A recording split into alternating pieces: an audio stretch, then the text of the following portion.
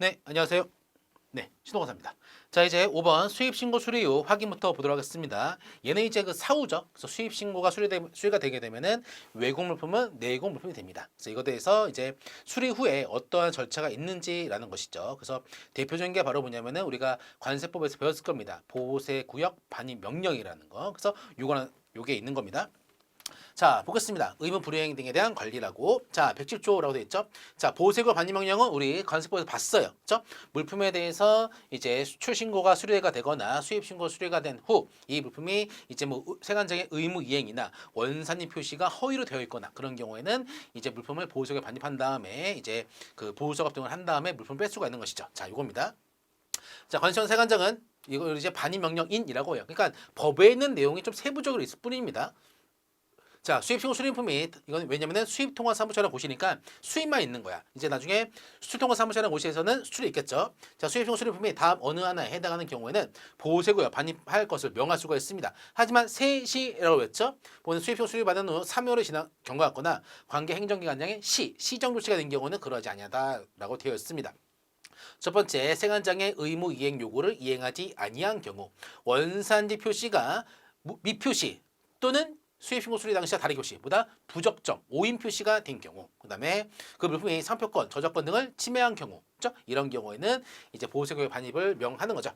자, 보면은 이제 그 반입 명령서를 송달을 한다고 했습니다. 그죠? 그다음에 이제 주거소가 불명 경우에는 공시를 해요. 그래서 공시로부터 2주가 지난 경우는 송달된 것으로 간주를 합니다. 항상 핵심어. 자, 이제 반입 명령인이라고 되어 있어. 반입 명령인 같은 경우에는 이제 관세청장 또는 수입신고 수리를 한 세관장, 그다음에 조사를 한 세관장, 이제 시중에 돌아다니는 품을 조사한 세관장이 이제 할 수가 있는 것이죠. 그다음에 관세청장은 이제 보세구역 반입명 대상품과 반입명 사용을 지정해가지고 반입명령을 발하도록 지시할 수가 있습니다. 그러니까 관세청장이 실제로는 안 해요. 관세청 또는 세관장이 보호세구역 반입명령 할 수가 있지만 이제 보면은 이제 관세청장은 세관장한테 시키는 거죠. 보호세구역 반입명령 하라고. 자, 반입할 보세구역입니다. 뭐냐면은 이제 반입명령인이나 반입 대상 물품의 소재지의 지정 보세구역에 이게 원칙 지정 보세구역이다.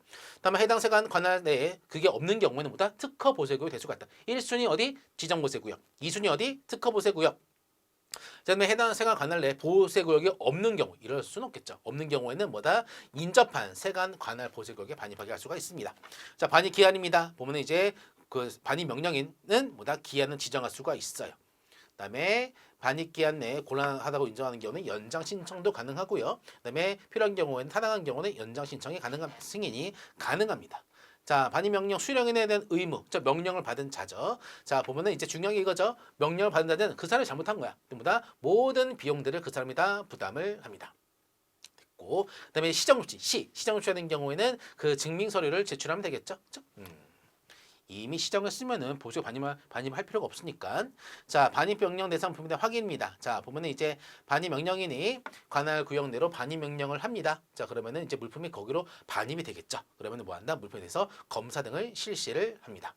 자, 반입 명령인이 그 해당 세관 이외에 관할 구역으로 반입 명령한 경우에는 이제 그 반입지 관할 세관장한테 통보를 합니다. 거기로 갈 거야라고 끝.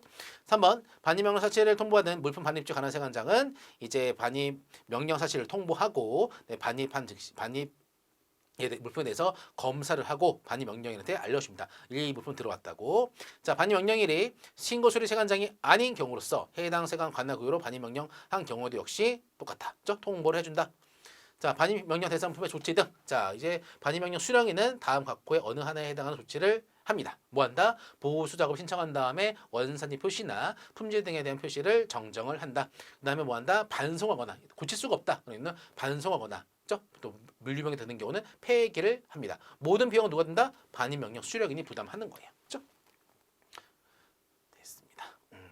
자, 이것도 똑같이 이제 그 위에는 통보를 한다라는 것이고 살짝 보시고 자, 그다음에 신고 필증에 대한 관리입니다. 반입 명령 수령인은 그러니까 반입 명령이라는 건 이제 수출 신고 수리되거나 수입 신고 수리된 거니까 자, 반입 명령 수령인은 수입 신고 필증을 반입 명령인에게 제출합니다. 물품을 반입하고 수입 신고 필증을 제출을 하는 겁니다. 그다음에 이제 보안 정정된 내용에 따라서 수입 신고 필증을 정정해서 다시 주는 거죠. 그렇죠? 자, 그다음에 수입 신고 필증은 교부하지 아니하고 이제 신고 수령부터 신고 취하 신청을 받아서 신고 취하하고 그다음에 이제 나중에 관세 등을 환급을 해 줍니다. 뭐냐면 폐기죠. 이제 반송하거나 폐기한 경우에는 이제 관세는 관세고 그다음에 그 의무이행 미이행 의무이행 아니하거나 원산이 표시는 그거니까 별도의 별도. 그래서 이제 반송은 폐기한 경우는 납부한 관세를 돌려줘야겠죠.